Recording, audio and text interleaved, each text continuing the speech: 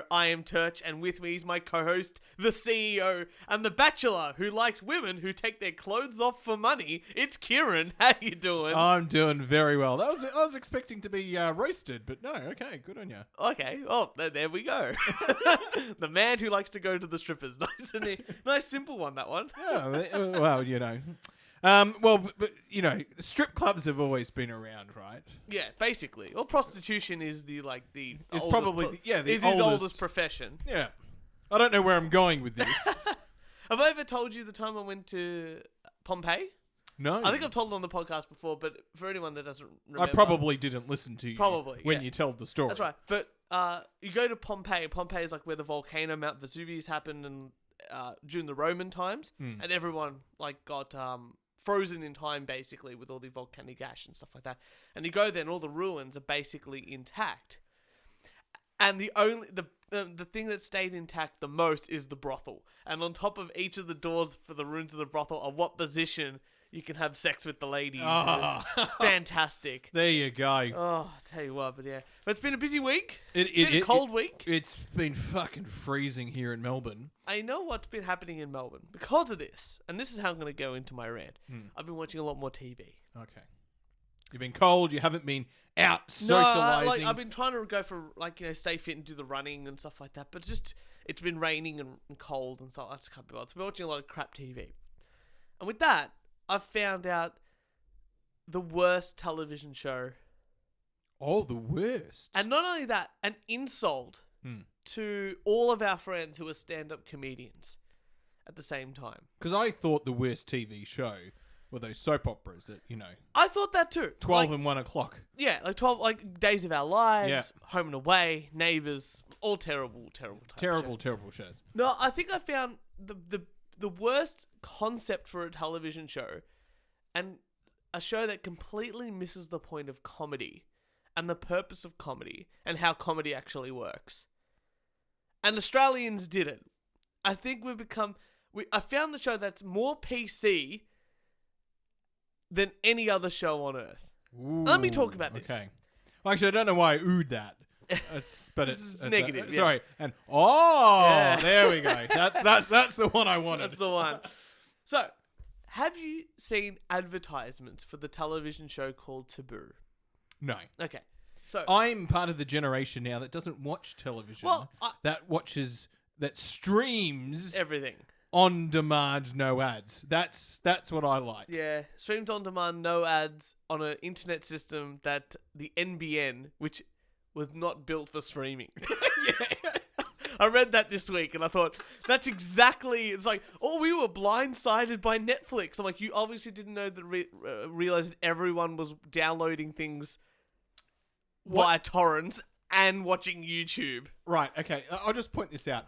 Are you under the philosophy of... even if you had to buy something yourself, right? Yeah. Under the philosophy of do it right, buy it once. Yes. Don't buy 3 crappy vacuum cleaners. Like that whole measure but twice. Just buy a good vacuum cleaner, and it will. That's it. That's it. Yeah. Yeah. Measure twice, cut once, sort of thing. Yeah. They didn't fucking do that with the NBN. No, they definitely cut twice. To our and American did a measure. listeners, Australia has crap internet. Very terrible internet. I was talking about Mysterious Coconuts about that one. So we've gone back to comedians.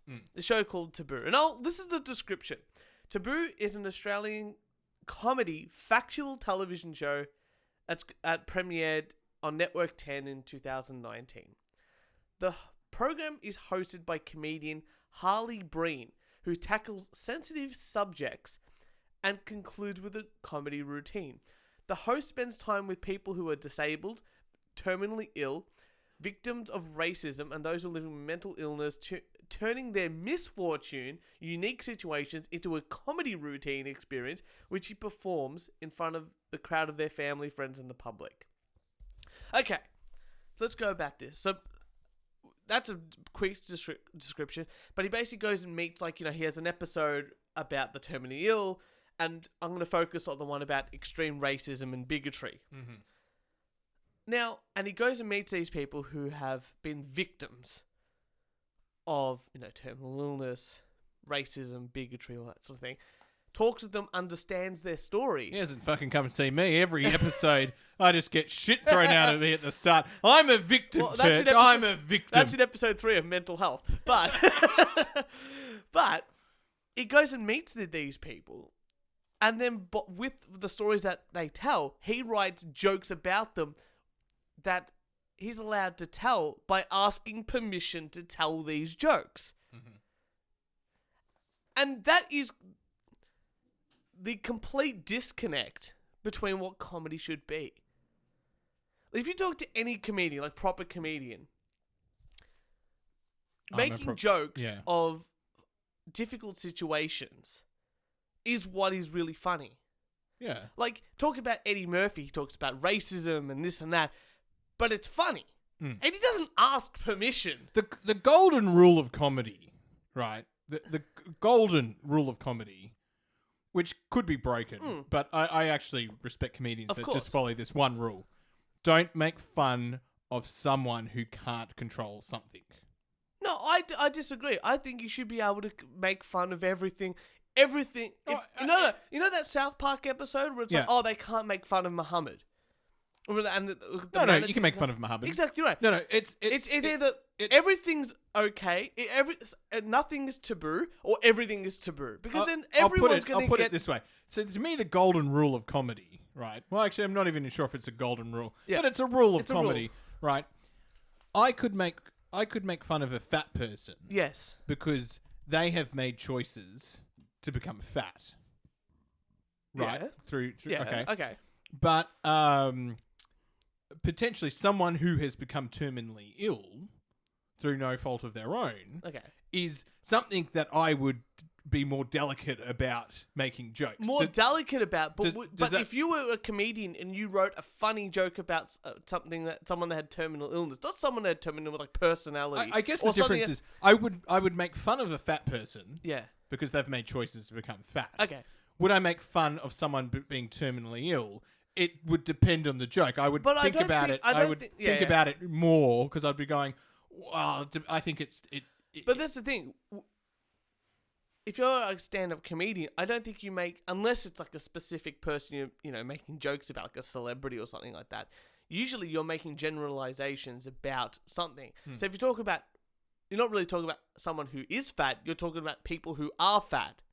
Or a guy that's generic. Well, and it's the same for someone. Generic's fine, right? Yeah, no, and it's the same for mental illness. I think if you just tell the story, you don't go, "Oh, my wife's, brother-in-law." But this guy's talking about these specific people. Yes, and that's but that ruins. But that ruins the whole thing. Yeah, right. Because now he's gone, "Oh, I want to talk to these people and make fun of you with your permission because you've got a mental illness."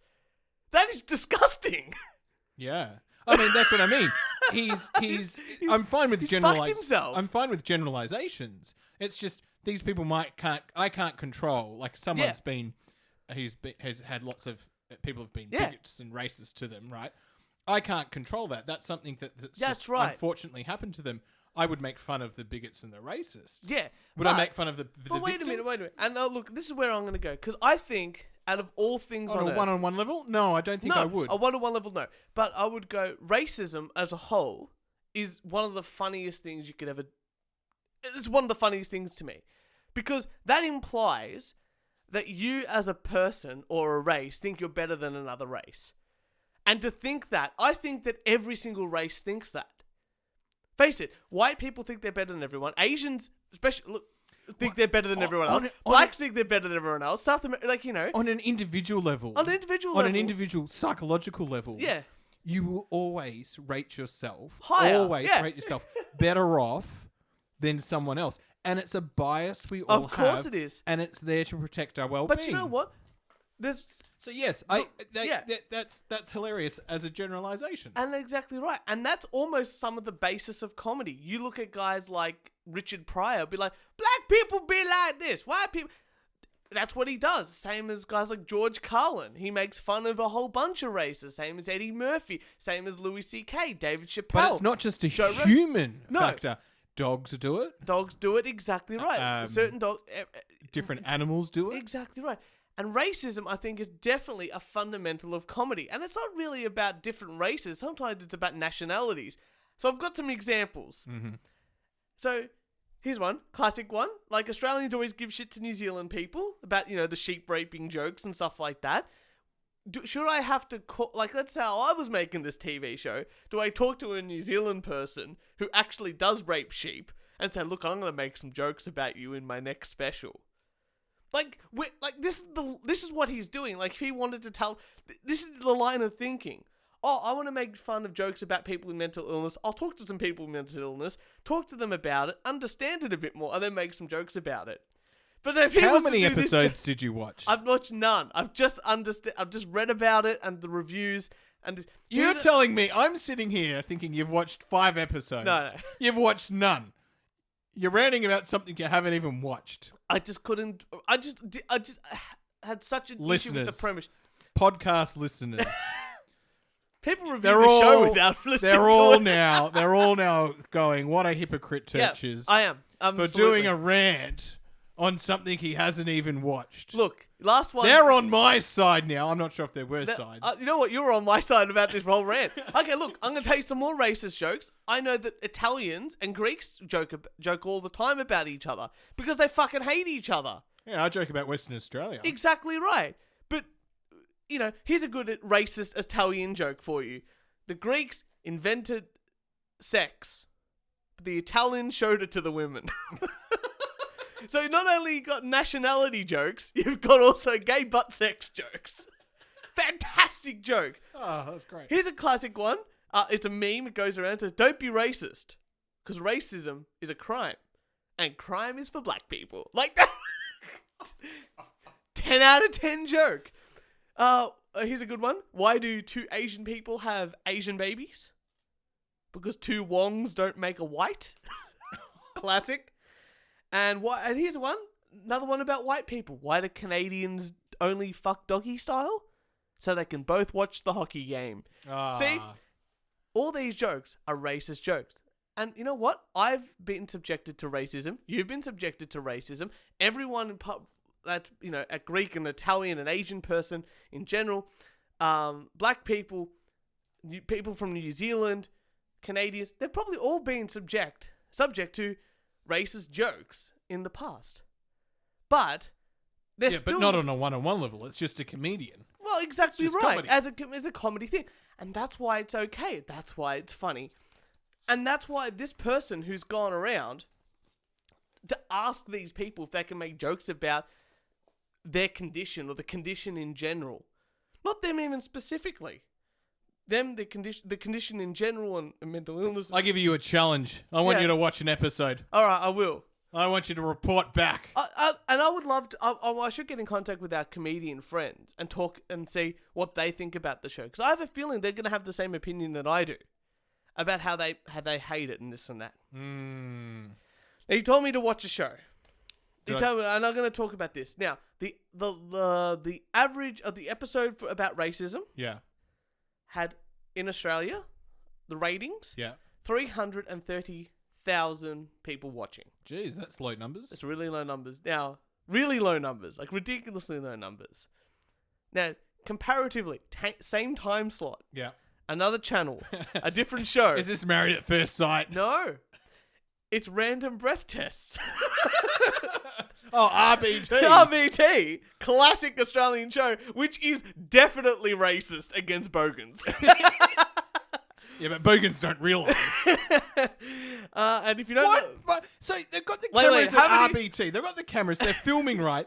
You, as a drunk person, can say to them, I do not want to be filmed. Yes. Do not film me. Correct. Do not show this. Yes. I don't want this going on Correct. TV. Which is exactly what I would be doing if I was in their situation. And they don't fucking do it. No, that's absolutely not. Yeah.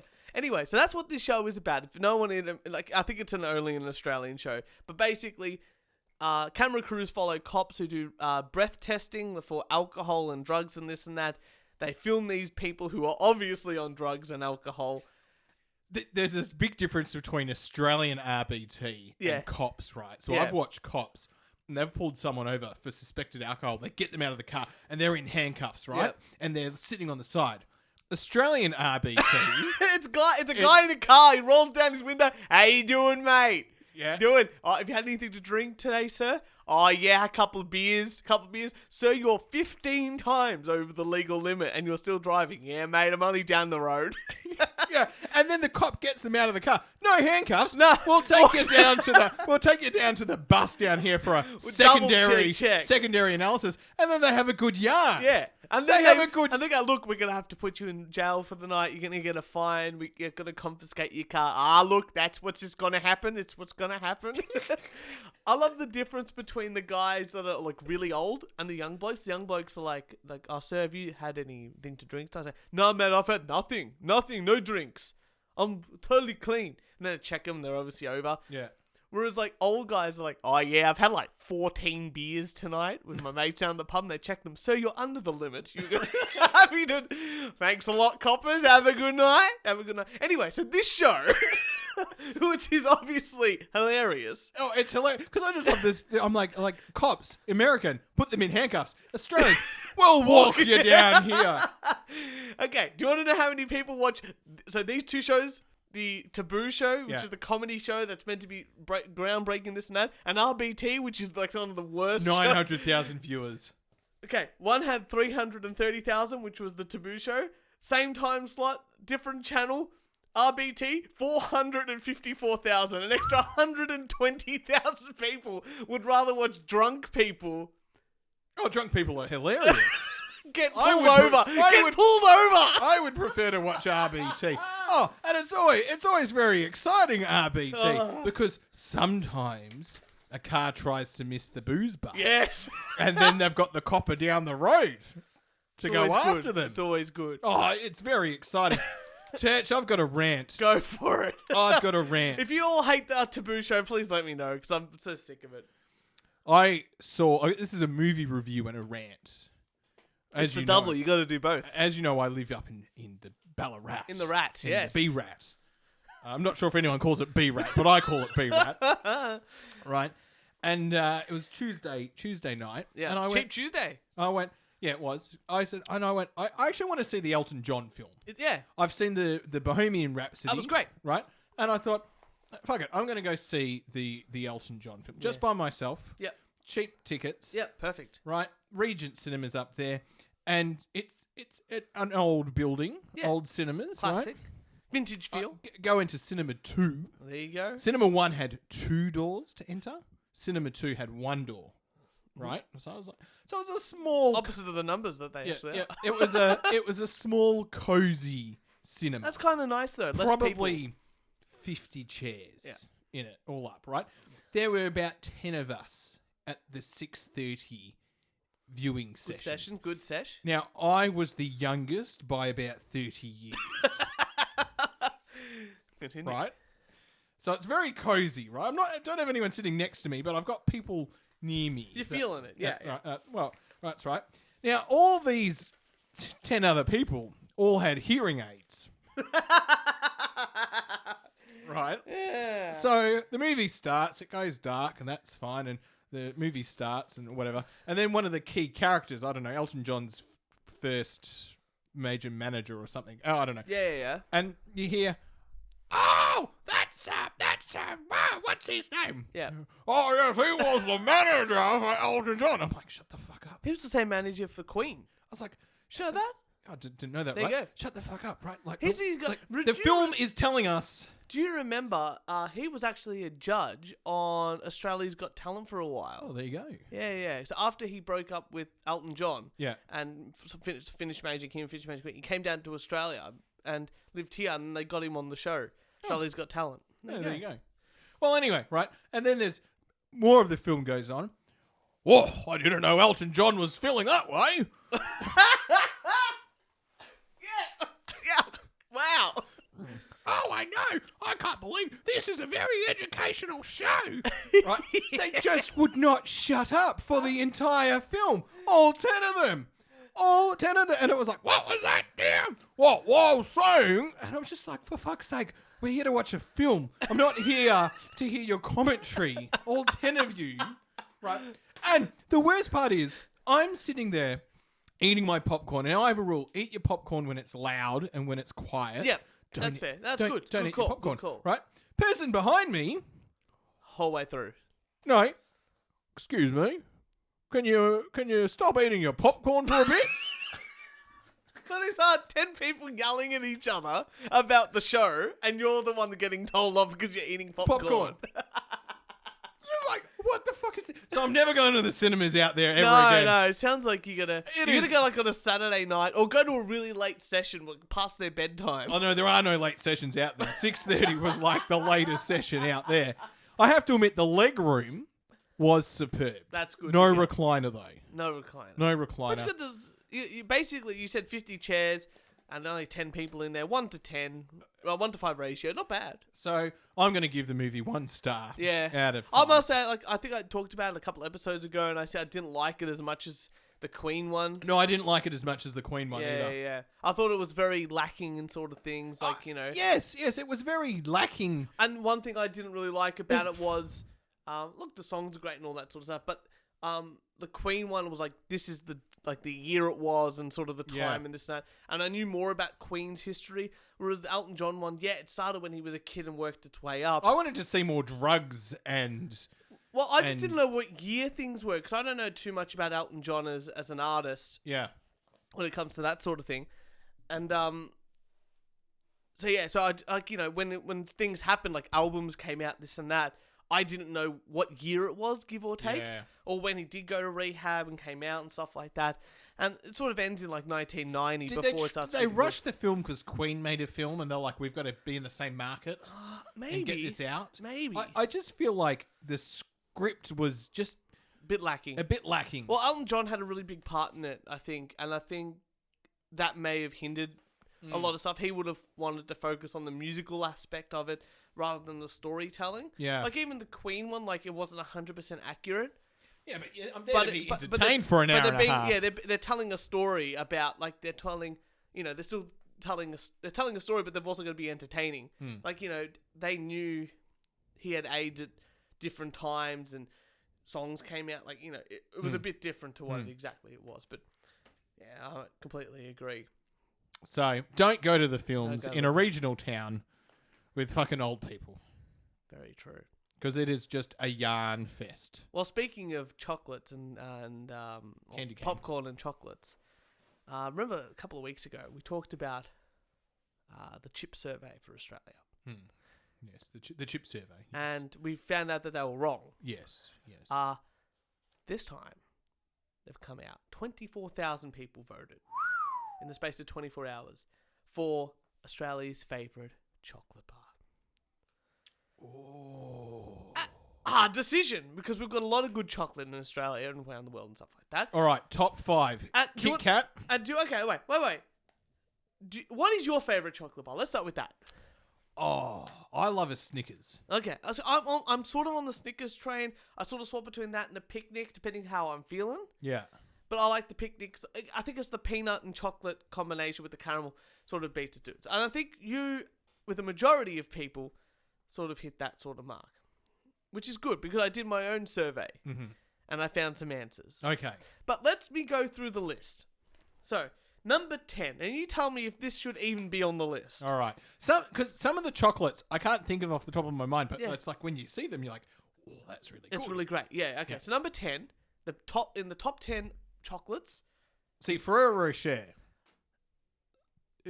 But that's a chocolate, not a chocolate bar. Okay, that's fair enough. Yeah. So this is chocolate bars. Yeah. Chocolate bars. Yeah, I wouldn't even count like Freddo or Caramello Koala, because that's not really a bar. Sorry. It's like just a chocolate. Yeah, got it. Not chocolate. Chocolate bars. So number 10 is Milky Bar. Yeah, I think a valid spot. A valid spot. I do like a Milky Bar, but I wouldn't set it up there at the top 10. But beating that at number 9 is just the plain Cadbury Dairy Milk chocolate bar. Boo! Get out. Get out. Completely right. Number 8 is a Twirl. Okay. Solid bar. Yeah. Number 7 is a Flake. Also good. Can't go wrong with a Flake, especially in ice cream. You know? Flakes are very messy. Flakes are very messy, but still delicious. Number 6 is Mars Bar. Yeah, never been a big fan of the Mars Bar. Yeah, I quite like the Mars Bar. Mars Bar is a Snickers bar. Deep fried Mars Bar. Have you had very it? nice, yeah. I've only had that twice in my life. But... It's far too fatty. Oh. It just feels like a heart attack waiting to happen.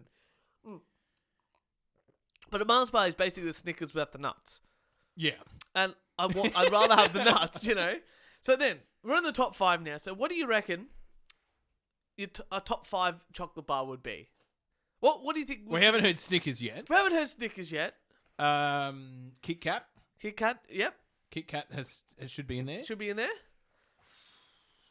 Wagon Wheel. Is that a chocolate bar? Well, it's a wheel. It's a wheel, I'll give you that one. I think we're the only country that has wagon wheels. So there you go. So people look that one up. That's a classic. But I'm not a huge fan of marshmallow. So but look, number 5, I think this is the start of the controversy. Okay. It's crunchy. Ah, okay, yeah. See, crunchy's good, but I thought it would have been back. Yeah, I would have swapped it out maybe with a flake or a twirl. Yeah.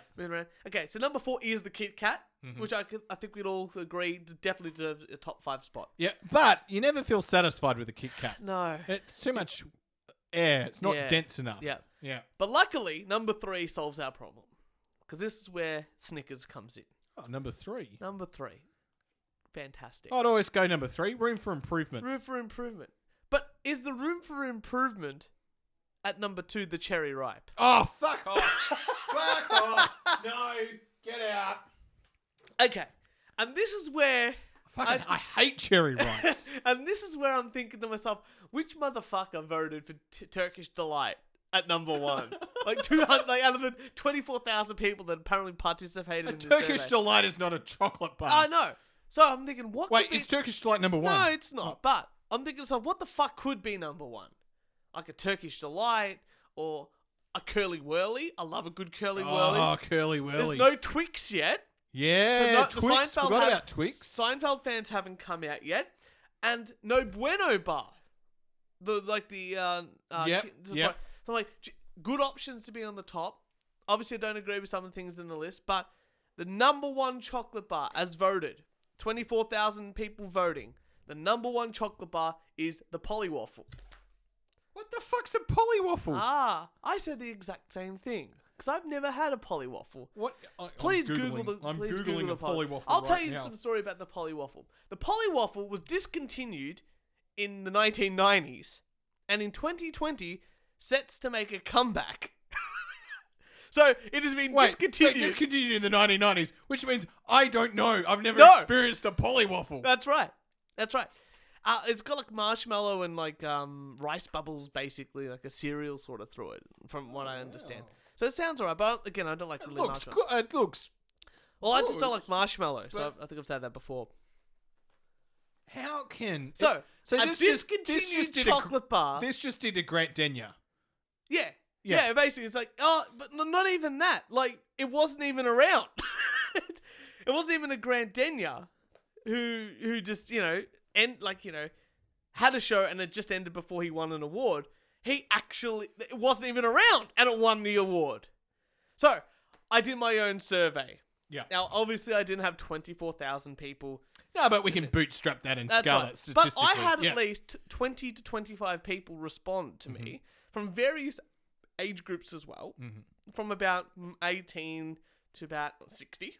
Oh. So a very large, age gap, this and that. And the top three chocolate bars that I got here are Snickers. We sort of come into that. Boost Bar. Yeah, okay. And Kit Kat. And I'm like, you know what? As a solid top 3, that's a solid top 3. And they've got some other really cool things in here. The Bueno Bar Twirl gets a couple of mentions. This and that. Picnic gets a mention or two. Cherry Ripe does what? Twix. Picnic didn't even make it in the top 10. Didn't even make it in the top 10. There's a few other things here like Chomp and this and that.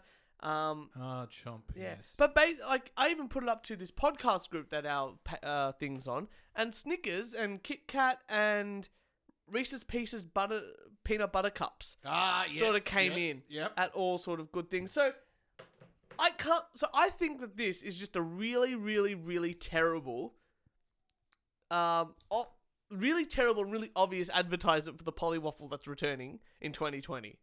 And I would love to see the actual people that voted for this, because this proves either it's a really terrible advertisement that's been a vote grab, or because this is on news.com.au, only people aged 50 and over read and vote on news.com.au polls. I think it's the latter. I think it's the latter. And because of that, completely useless. Fuck yous all. I think Snickers and Kit Kat are the winners. Congratulations, Snickers and Kit Kat. So if you'd like to send us some, please email it too. Tonight's podcast has apparently been supported. Oh, there you go. Kieran, what have you got in the news for us? Well, Turch, one day marijuana will be legal in Australia. I hope so. In the United States. I didn't even use this stuff, but I just agree that it should be legal. And it's causing some issues in Colorado where it is legal, but not for humans. Colorado vet says pot-laced human poop getting dogs high. I still don't see what's in. How is this? Is anything?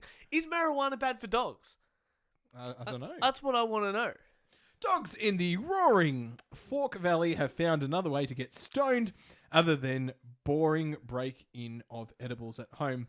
They are eating human feces tainted with marijuana. Dr. Stock Dogalino, who owns Valley Emergency Pet Care in Basalt, said he is seeing anywhere between 3 and 10 dogs a week that come in with marijuana toxicity. That's amazing. That is fucking incredible. That's a lot of dogs. His working theory is that these dogs are eating human feces that have enough THC, the psychoactive ingredient in marijuana, in it to carry over for a second high. And they are finding these piles of pot-laced poop on trails and in campgrounds. Oh. Wait, how many dogs? So, on trails and campgrounds, so they're eating homeless people's... Like, I'm going to put it out there. I hope... So humans are pooing somewhere. I was going to say, I've never That's not pooped. in a toilet. I've never not pooped in it. Like, very rare. Like, maybe once I've had to poop out in the woods. Yeah. But every other time I've pooped in the toilet. And this is why I'm like, are they smelling the poo that's in the toilet, or they're around sewer plants? No, if they're going to the vet, they're obviously dogs that have been owned. So dogs that go camping with their owners, the owners are getting high. Yeah. And these dogs are eating the poo. And they're obviously going, I've got to poo in a campground, I'll poo right there. Yeah. And then the dogs eat it, and the dogs get high. I'm amazed this hasn't happened in, like, San Francisco. Because San Francisco has, like, the largest number of... the most amount of poo in the streets out of any city in in America. I think it's, like, San Fran, yeah. Wow. Amazing. There you go. Most amount of homeless people, too. But, you know... In San Francisco? I think so. Either that or LA. No, I thought it was LA. Might be. Because I've got the sanitation police. Oh, is that where that is? Oh, maybe it is LA. Police who are sanitation officers. Yeah. That's... Imagine doing all your training as a cop, and it's like, okay, you are on basically poo patrol. Woo. This is RBT, but it's poo patrol. Sorry, sir. Did you know how fast you were pooping there? Are you on any THC? Get the sniffer dogs away. Oh, that was good. That was good. Thank you. That was all off the cuff, as they say. Well, speaking of people who do marijuana. No, there's nothing. Do you believe in aliens? Do I believe in aliens? Or do you think there's be extraterrestrial life? Look, I think the universe is big enough that there has to be I think there's so. something else out there. Do you think that in the 1940s, the US government found some in Roswell and took it back to their secret military base in Area 51? It is a possibility. It is a possibility. Do you think that they're doing advanced research there with alien spacecraft and contacting aliens at Area 51? Look, I think it's a possibility. I think it's a possibility. And you know what? They can't stop all of us. Is what I think. They can't. And that's why as of this article, it says more than 250,000 people have pledged to storm Area 51 to uncover alien secrets. More than 250,000 people have signed up to attend a Facebook event planning a raid on Area 51 in southern Nevada to quote, see them aliens. Oh, wow. According to the event titled Storm Area 51, They Can't Stop All of Us, a group of alien hunters will meet at 3 a.m. At 3 a.m. on September 20 near a top-secret US Air Force base to coordinate a planned attack. The joke event is hosted by the Facebook page Shitposting Cause I'm in Shambles. Shai Lee Kun, who streams on Twitch. Another 283,000 people have said that they're interested in attending. Let's see them aliens, lists the host, that apparently efforts to rally the troop. So obviously, you know a bit about Area 51. Apparently they've caught all the aliens. That's where they put them. They do all the testing and this and that. Now, look, I've clicked attending to this event. Well done. It's very exciting. But you know what? In the time that I clicked it, I only clicked attending very recently. And it'd be up to like 400,000 by now. 400,000, you say? What about 1.5 million? So as of today, 3 a.m. No one is getting up at fucking 3 a.m. From Friday 20th of September at 3 a.m. to 6 a.m., which is in 2 months. Apparently, including myself, 1.5 million people will be storming Area 51. They can't stop us all. I've seen a couple of memes going around of people like going, oh, once I walking into Area 51 and people running in, then leaving Area 51, flying out in spaceships and stuff like that, you know, or me talking to my alien girlfriend and stuff like that. And I've also seen stuff on the other side where it's like, they can't stop us all. And it's just like a bunch of military guys with a bunch of big laser guns. If I was the American government, I would have created Area 51. Yeah. And pumped out the theories and all that kind of stuff to disguise the fact that there's another area that they actually... Area 52. Area 52 where they do all that shit, but everyone thinks it's Area 51 and just keep pumping out I'm actually very disappointed that Trump hasn't just gone, we got the aliens! Like, and I think just come down, vote for me, 2020, aliens! I will give it to all of you, you know? I remember listening to a Joe Rogan podcast, and he's posted stuff on his Instagram saying, "I think I was the cause of some of this trouble." Like, you know, he's like talking about aliens and stuff like that too much. But apparently, do you remember Tom DeLonge? Who? Or do you know who Tom DeLonge is? No. You know the band Area 51? Blink 182? Yeah. He's the guitarist from that band. Oh. And he's now quit the band and has started all these companies devoted to finding aliens and releasing documentation about aliens and stuff like that. You gotta have a passion. And it's really fun. Like, you watch that thing, it's like, oh, I can't tell you about that, Joe. Can't tell you about this. I'm not willing to release that information. You have to read my book or this and that. And I'm like, you're on Joe Rogan. Just like, give us something to sort of... Even Alex Jones gives you more information about nothing. Alex Jones is hilarious. I love him. He's the funniest comedian that's ever existed. He's more. I don't even think he knows he's a comedian. Well, apparently during his lawsuit, so he got divorced a couple of years ago, and in the lawsuit for the who can take care of the kids, his wife said like he's like that on like what he's like on the radio. He's like that at home, like aggressive yells and this and that. And his defense, or part of his defense, was that no, Alex Jones on the radio is a character. And is not actually a real person. Ah. And then all these people came out who worked with Alex Jones in the night, 20 years ago, because he's been on the radio, or 30 years ago, because he's been on the radio since like the 1990s. And it's like, no, even like before we met him, he was like completely insane. And so I don't think he's allowed to like see his kids very often. It's very funny. Well, there you go. It's a bit sad, you know. You need a dad. Dads are important. Yeah. But there you go. There you go. I think I've told you this before, but I want to get both of our dads in here to do a Father's Day special show. My dad won't shut up. It'll be great. No, because just be a bunch of dads talking and us going, this will be the generation up for the podcast. My dad, your dad talking about nothing. But then I want to play a game with them. Like, I think we're discussing it where we just read them things from Cards Against Humanity. Yeah. And we get them to explain what it is. Oh. No, I'd love to see your mum do that. Yes. I will get her on the podcast one day. I just don't know what this means. That's my nonna. That's my mum. You met my mum.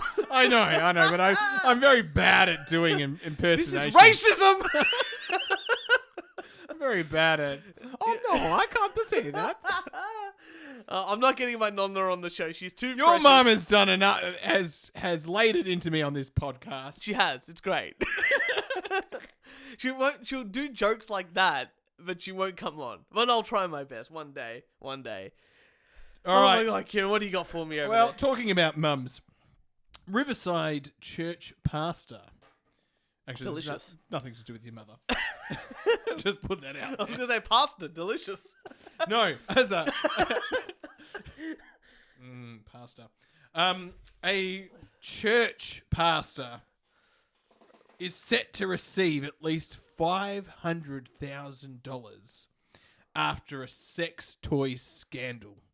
Oh. Reverend Dr. Amy Butler Mm-hmm. is going to receive a hefty church payout. The outgoing female pastor is to receive an exit package worth at least $500,000 after receiving her job. After leaving her job amid allegations, she bought an employee an unwanted $200 vibrator while on a work trip. Wow. That's about it. That's a lot of... Because we went to a sex shop once to buy dildos. We did. And there are definitely vibrators and sex toys up to $200 and something. Why is she buying someone a $200 sex toy? I want to know if she tried to, like, and she's obviously said it was on a business trip. Is that what it said? Instead of she was on a business Does that mean she's going to try and claim it? But the church doesn't pay taxes. No, they don't pay tax. There's no taxes. This is rigged. Can you imagine, like, that's where your collection plate money goes? Yeah, this is for the church. This is for the church stildo.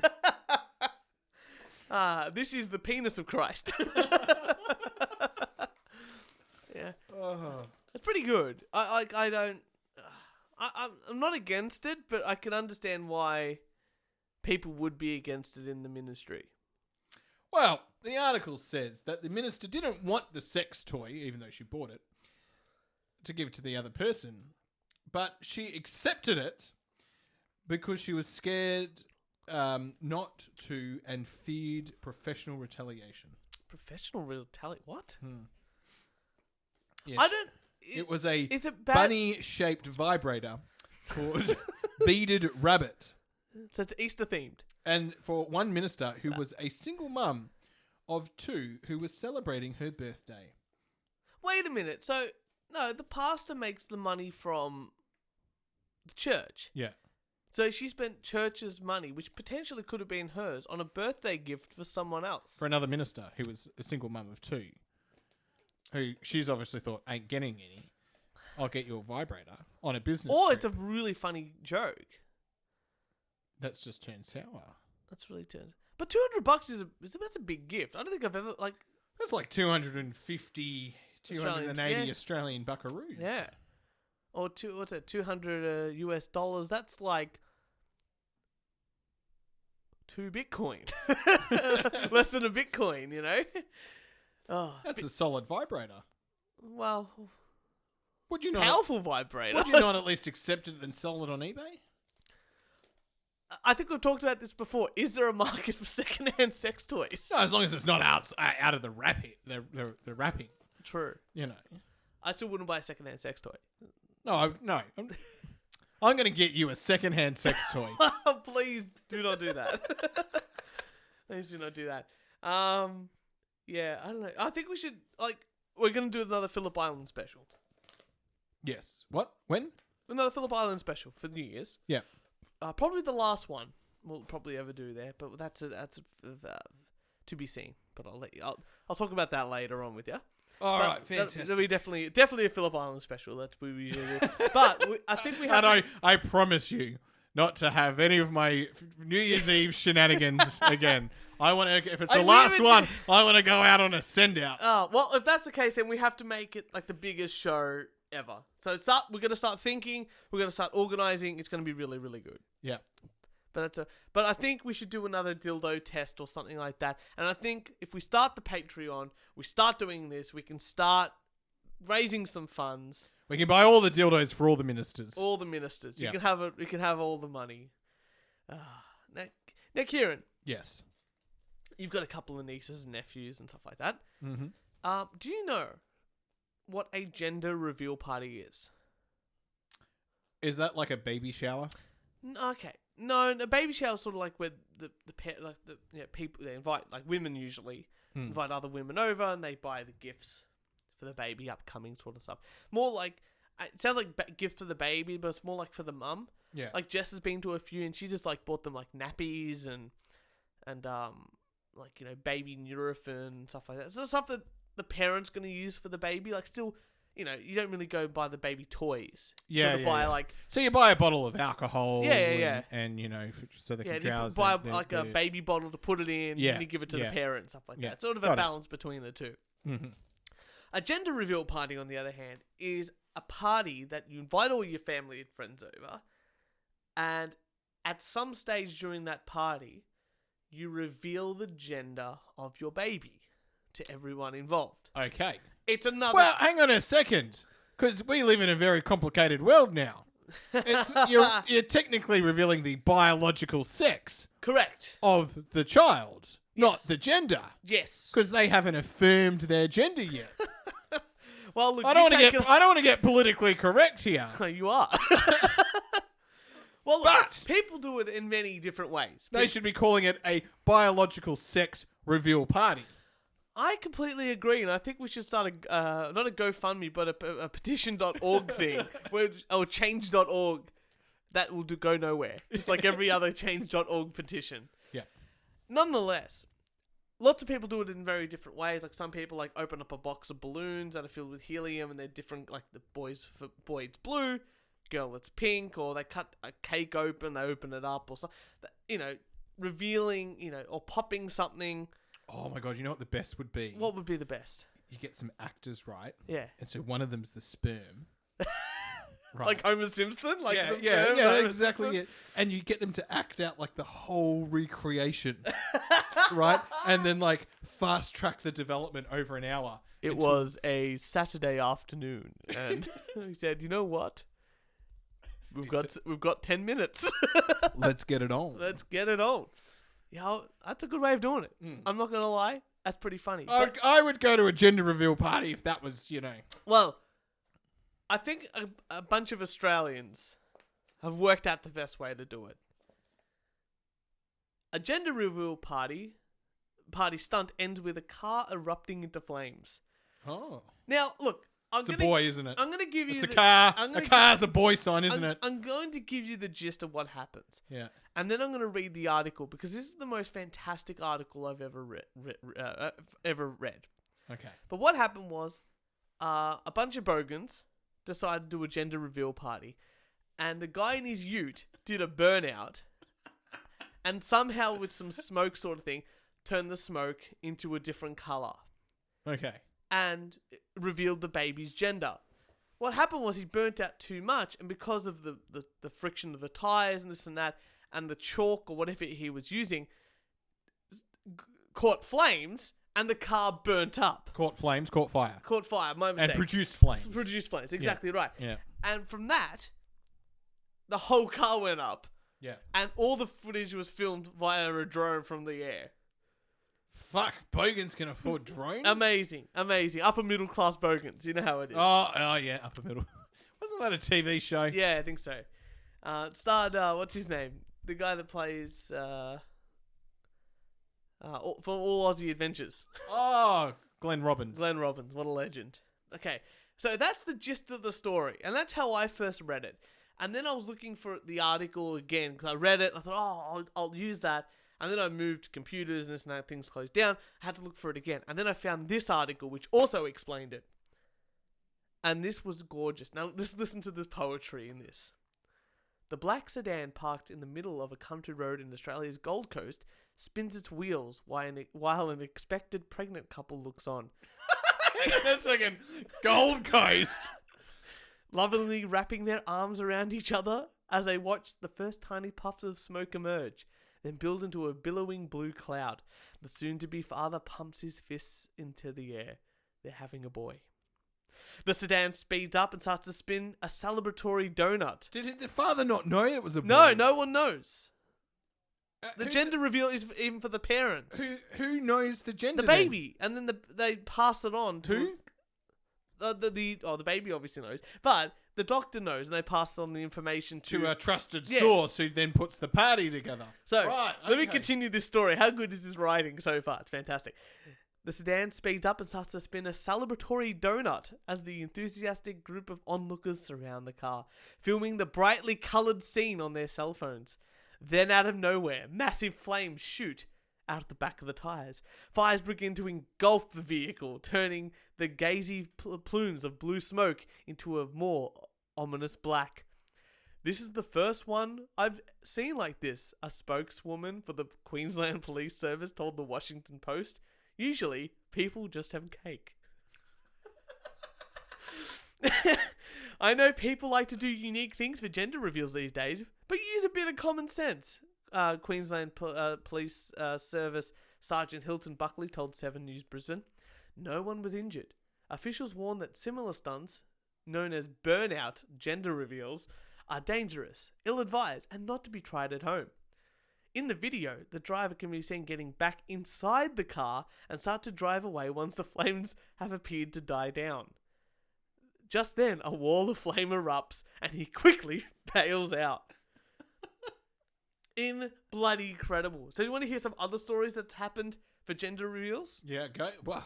So in the United States, expected parents have jumped out of planes, painted the sky with crop dusters, and recruited alligators to help reveal the future child's sex.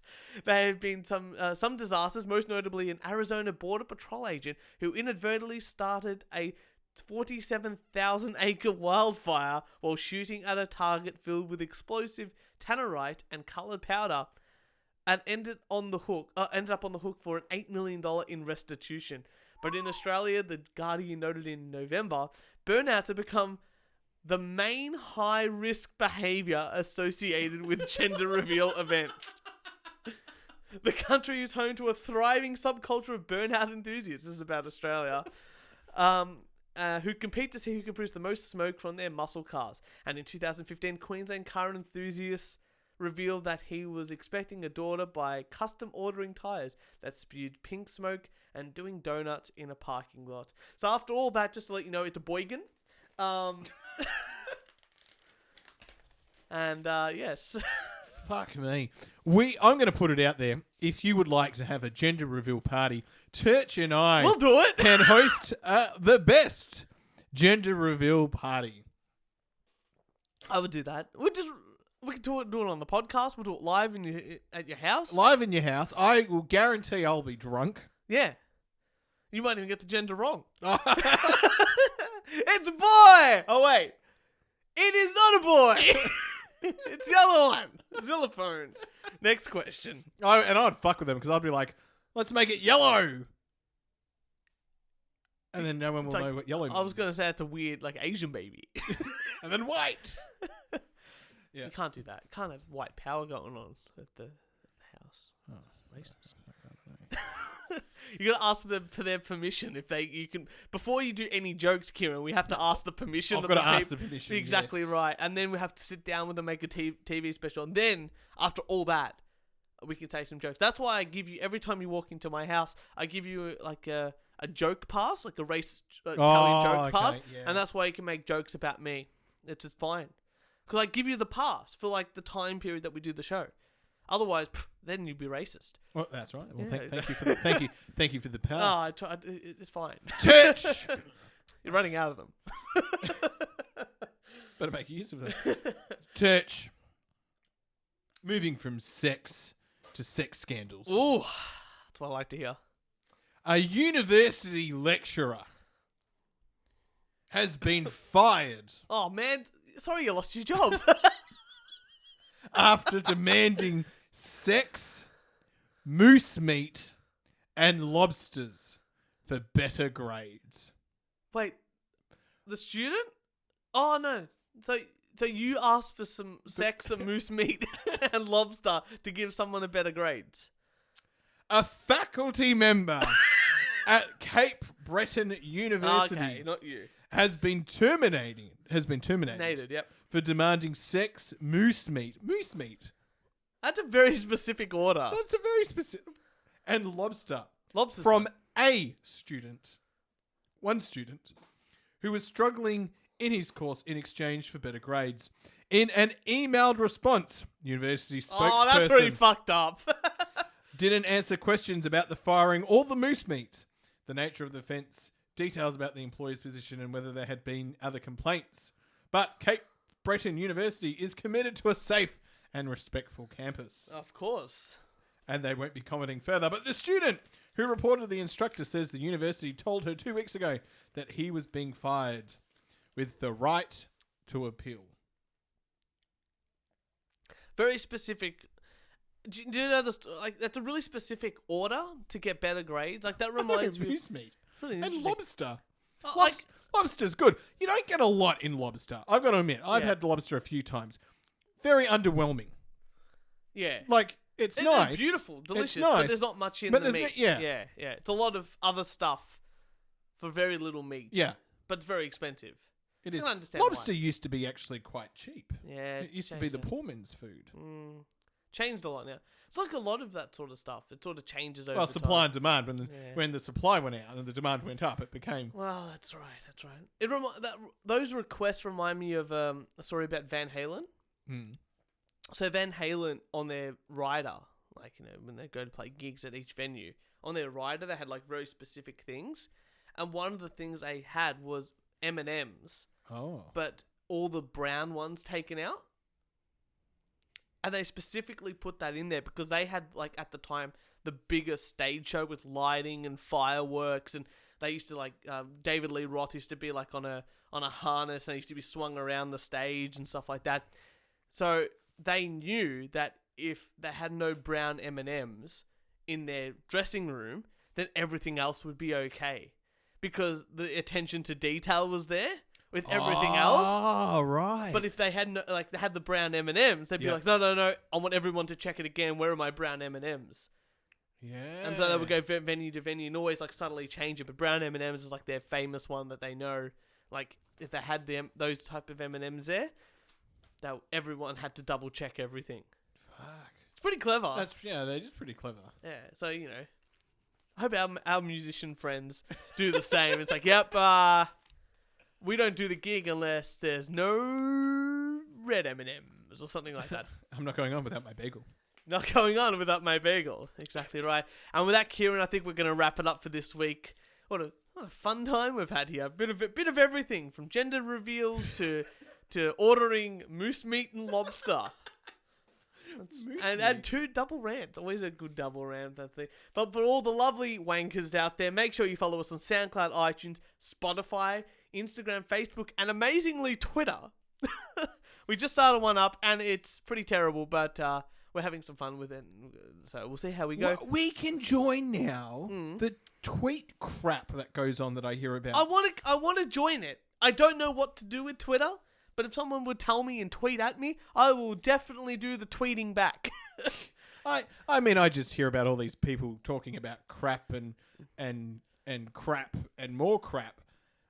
I just follow the people that I like and hope for the best. Yeah. You know, you can't go wrong. But anyway, make sure you follow us and all that. Give us a review and this and that. And if you'd like to send us some hate mail, a death threat, or a rant, record it on your phone and email it to us at weonlydoontakepodcast@gmail.com. Kieran, thank you so much for another fun, fantastic, and lovely episode. Thank you. And I'm just going to say, if you do it, we'll play it. Oh, yeah, absolutely. Everything that we get, anything that we get, and I make sure that I can clean up the audio and this, that, we absolutely play it. We love it. That's it, we do. And with all that, all the lovely wankers out there, we will see you next Thursday.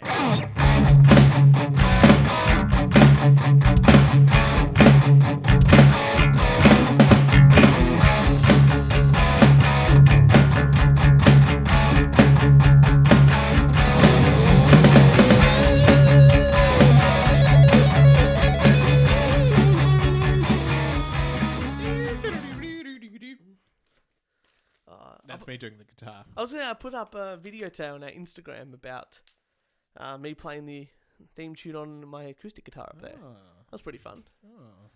I should put more videos like that of us playing stuff and more photos. I'd love to have a beer with Duncan. I'd love to have a beer with I can't even remember what episode that was, but we definitely we sang that one together. And we never, ever get rolling drunk. 'Cause we drink at the town and country where the atmosphere is great. I'd love to have a beer with Duncan, 'cause Duncan's me mate. And that'll do.